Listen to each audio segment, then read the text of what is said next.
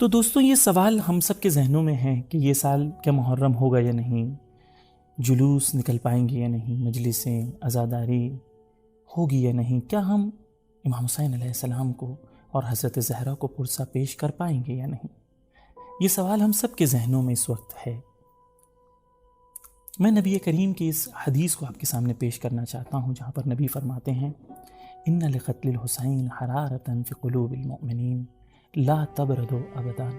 رسول فرماتے ہیں کہ امام حسین علیہ السلام کے قتل کی وجہ سے مومنین کے دلوں میں ایک ایسی حرارت، ایک ایسی آگ ہے جو ابداً قیامت تک بجھ نہیں سکتی، سرد نہیں ہو سکتی۔ آپ اور میں محرم کے نزدیک ہونے کی وجہ سے جو دل میں حرارت اور تپش محسوس کر رہے ہیں، یہ وہی رسول کے وعدے کا ایک مصداق ہے جو ہمارے سامنے آ رہا ہے۔ عزیزوں، عزاداری نہ رکی ہے نہ عزاداری رکے گی۔ ہم نے بنی امیہ کا زمانہ دیکھا جہاں پر امام حسین کی محبت اور اہل بیت کی محبت کی وجہ سے شہادتیں پیش کی گئیں۔ ہم نے وہ زمانہ دیکھا جہاں پر لوگوں نے اپنی جان دے کے کربلا کی حفاظت کی۔ عزیزان گرامی، اے عزاداران امام حسین علیہ السلام، یہ عزاداری سرمایہ ہے، یہی عزاداری ہمارا وجود ہے، ہماری آئیڈینٹی ہے۔ یہ ممکن نہیں ہے کہ ہم عزاداری چھوڑ دیں۔ میں آپ سے سوال کروں، اگر کسی جوان سے اگر پوچھا جائے کہ تم عزاداری چھوڑ دو یا اپنی جان دے دو، میں یہ یقین سے کہہ سکتا ہوں کہ ہمارے سب جوان یہی کہیں گے کہ ہم جان دے سکتے ہیں لیکن عزاداری چھوڑ نہیں سکتے۔ ایک طرف ہمارے یہ احساسات ہیں امام حسین کے لیے، عزاداری کے لیے، اور دوسری طرف ہماری ذمہ داری ہے ایک شیعہ ہونے کی وجہ سے، امام حسین کے عاشق ہونے کی وجہ سے، خدا کے دین پر عمل کرنے کی وجہ سے۔ عزیزان گرامی، اے عزاداران امام حسین علیہ السلام، سب سے پہلے ہم آ کے ہندوستان کی حکومت سے مطالبہ کرتے ہیں کہ آپ ہمیں محرم اور عزاداری منانے دیں، اور جس طریقے سے آپ نے ساؤتھ انڈیا میں ریلیجیس ریلی نکالنے کی اجازت دی، اسی طریقے سے محرم کی بھی اجازت دیں۔ دوسری طرف ہم کیونکہ شیعہ ہیں، علی کے ماننے والے ہیں، حسین کے ماننے والے ہیں، امام مہدی کے ماننے والے ہیں، ہم رسپانسبل سٹیزنز ہیں۔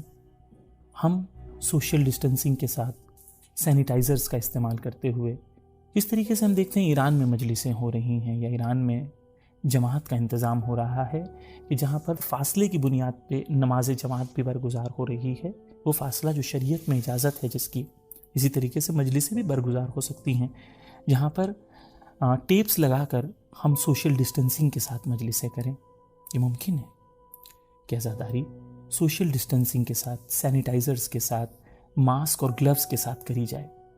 تو ایک طرف منتظمین آئیں، وہ ذمہ داری لیں جو ورلڈ ہیلتھ آرگنائزیشنز کے مطابق جو لاز، جو رولز انہوں نے بنائے ہیں یا سجیشنز انہوں نے کیے ہیں، اس کے مطابق ہم عزاداری برگزار کریں۔ دوسری طرف ہم اپنے سوشل پولیٹیکل انفلوئنس لگانے کی کوشش کریں کہ ہم عزاداری برگزار کریں، اور انشاءاللہ خدا نے چاہا تو عزاداری ہوگی اور پر رونق ہوگی انشاءاللہ عزاداری۔ لیکن خدا نہ کرے، خدا نہ کرے، خدا نہ کرے، اگر عزاداری نہ ہو سکی اس معنی میں کہ جلوس باہر نہ نکل سکے یا مجلسیں ویسی نہیں ہو سکی، تو ہم حسین کے ماننے والے ہیں، وہی امام حسین جن کے اصحاب کربلا میں تھے۔ بہت کم تھے امام حسین کے ساتھ صحابی۔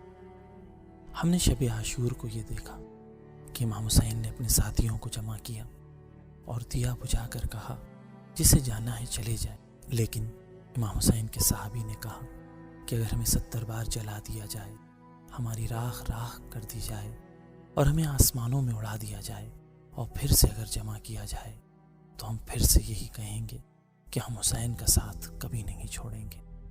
ہم حسین کے چاہنے والے بھی آج یہی کہیں گے، لبیک یا حسین۔ اسی طریقے سے آج بھی اگر لاک ڈاؤن میں ہمیں خدا نہ کرے اجازت نہیں ملتی مجلسوں کی، ہم حسین والے ہیں۔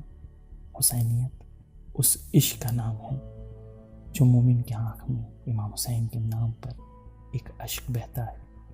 وہ امام حسین کی محبت کی وجہ سے، اسے عزاداری کہتے ہیں۔ دلوں میں جو تپش ہمارے ہے اسے عزاداری کہتے ہیں۔ اگر ہمیں موقع ملا جلوس کا تو ہم سوشل ڈسٹینسنگ کے ساتھ لاز کو فالو کرتے ہوئے جلوس نکالیں گے، اور خدا نہ کرے اگر موقع نہ ملا تو ہم وقت کے امام کو یاد کریں گے۔